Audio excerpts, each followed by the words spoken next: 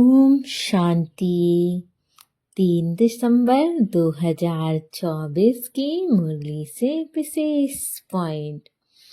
तो पहला पॉइंट है, मीठे बच्चे याद की यात्रा में अलबेले मत बनो। याद से ही आत्मा पावन बनेगी। बाप आए हैं सभी आत्माओं की सेवा कर उन्हें शुद्ध बनाने। अर्थात हमें बाबा को हर क्षण याद करना है। बाबा को याद करते करते अपना हर एक कर्म करना है। चाहे जिस काम में हम हो, लेकिन हमें बाबा को याद जरूर करना है। ऐसा क्यों? क्योंकि अगर वो काम बिगड़ने वाला होगा तो वो काम बन जाएगा, और अगर वो काम बनने वाला होगा तो उसमें आपको अविचरणीय सफलता मिलेगी। आप यकीन भी नहीं कर पाओगे कि मेरे इतने छोटे से कर्म से इतनी ऊंची मुझे सफलता मिल गई। आपको भरोसा ही नहीं होगा। इसलिए बाबा कहते हैं, बच्चे याद की यात्रा में अलबेले मत बनो। हर क्षण बाबा को याद करो। बाबा के याद करने से आपको हर क्षेत्र में बहुत सफलता मिलेगी, और याद से हमारी आत्मा प्योर बनेगी, पावन बनेगी, सोने तुल्य बनेगी। जब हम बाबा को याद करते हैं तो हमारी बुद्धि क्लियर होती है।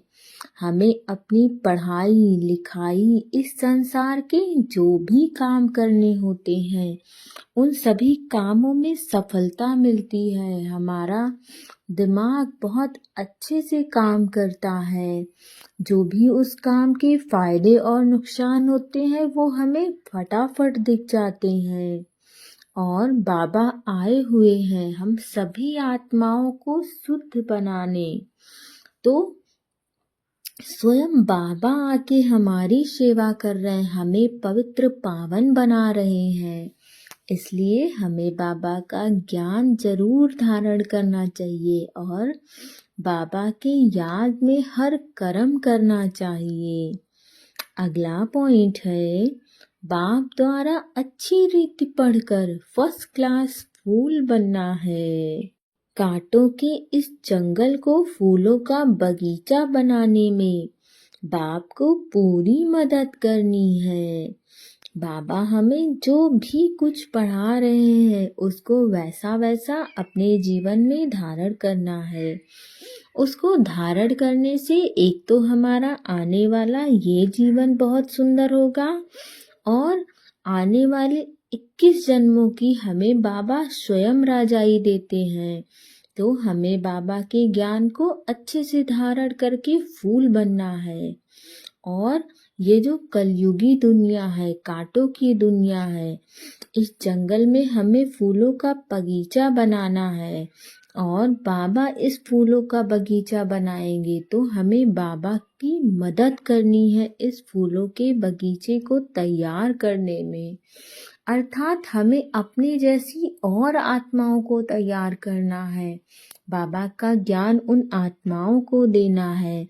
और यकीन मानिए, अगर आप ब्रह्म कुमार या ब्रह्म कुमारी होंगे तो आपका अलग ही हर चीज को सोचने का तरीका होगा। आप हर कर्म में बहुत ही अलग तरीके से करते होंगे। आपके अंदर लोगों को मदद करने की भावना अलग होगी। इस संसार की बाकी आत्माओं से आप अलग होंगे। तो हमें ऐसे ही और आत्माएं तैयार करनी है, और वो तभी तैयार होंगी जब उन्हें बाबा का ज्ञान मिलेगा। तो बाबा को ये बगीचा फूलों का तैयार करना है, तो हमें बाबा की मदद करनी है। और ये तो हमारा बहुत बड़ा सौभाग्य है कि बाबा हमें माध्यम बना रहा है अपनी मदद करवाने में। अगला पॉइंट है, कर्मातीत अवस्था को प्राप्त करने व स्वर्ग में उच्च पद का अधिकार प्राप्त करने के लिए याद की यात्रा में तत्पर रहना है, अलबेला नहीं बनना है। अर्थात हमारी ऐसी अवस्था होनी चाहिए जहाँ पर हम व्यर्थ की बातों से बहुत दूर रहें। तो हमें ऐसी अवस्था प्राप्त करने के लिए और स्वर्ग में भी उच्च पद प्राप्त करने के लिए बाबा को निरंतर याद करना है। हर समस्या की एक सुंदर सी चाबी है बाबा की याद।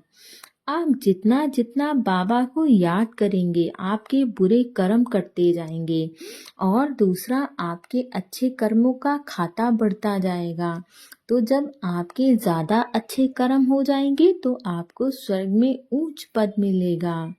इसलिए बाबा को निरंतर याद करते रहिए, कभी भी अलबेला नहीं बनना है। अर्थात इस संसार की मोह माया रूपी बातों में नहीं घूमना है। हमें अपना गोल क्लियर रखना है कि हम बाबा के बच्चे हैं और बाबा का कार्य करना है हमें। और जब हम बाबा का कार्य करते हैं तो हमारे कार्य स्वतः सिद्ध हो जाते हैं। अगला पॉइंट है, अपने मस्तक पर सदा बाप की दुआओं का हाथ अनुभव करने वाले मास्टर विघ्न विनाशक भव। अर्थात अपने मस्तक पर हमें बाबा का हाथ अनुभव करना है और ऐसा हाथ जो दुआओं से शक्तियों से भरपूर है। आप अभी 1 मिनट आंखें बंद करिए और एहसास करिए स्वयं बाबा का हाथ आपके ऊपर है और उससे दिव्य शक्तियाँ आपके शरीर में जा रही हैं। कितना सुंदर अनुभव है। और बाबा की दिव्य शक्तियाँ हमें स्वयं विघ्न विनाशक बना रही हैं। यही अनुभव आपको पूरे दिन करना है, जिससे आप विघ्न विनाशक बनेंगे। आपके सामने कोई भी विघ्न नहीं टिक पाएगा। और ये तो कितनी अच्छी बात है, इस संसार में प्रत्येक आत्मा निर्विघ्न बनना चाहती है। तो ये कितना सुंदर उपाय बाबा ने बताया है। बाबा का हाथ अपने सर पर अनुभव करिए। अगला पॉइंट है, स्वयं में गुणों को धारण कर दूसरों को गुण दान करने वाले ही गुण मूर्त हैं।